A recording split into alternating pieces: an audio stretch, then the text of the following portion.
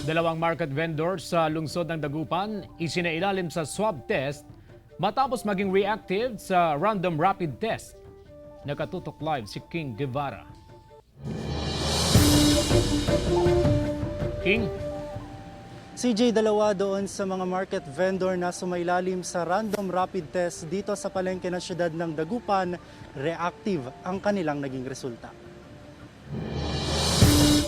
Mahigit 300 market vendors sa mga pamilihan sa Dagupan City ang isinailalim sa unang batch ng random rapid test. Dalawa sa kanila ang reactive sa test. Pag sinabi nating reactive, ibig sabihin yung tao meron na siyang antibody para sa COVID. So, it means pwedeng nagkaroon siya ng infection noon or nag-expose siya sa COVID case.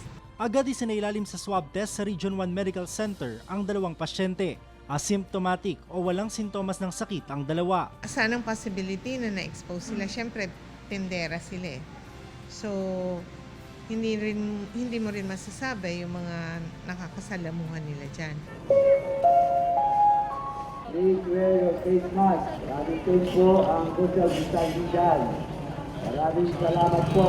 Samantala, marami ang natuwa at nagulat nang may biglang mag-anunsyo ng ilang paalala sa loob ng Galvan Street kaninang umaga. Simula ngayong araw, operational na ang public address system na ikinabit sa paligid ng pamilihan. Malaking tulong raw ito upang mapanatili ang physical distancing sa mga mamimili at market vendor. Kung mayroong mga kailangang public announcement, also in instituting yung minimum public health standards, yung mga pagsusot ng face mask, ganyan, we can make those announcements over the PA system.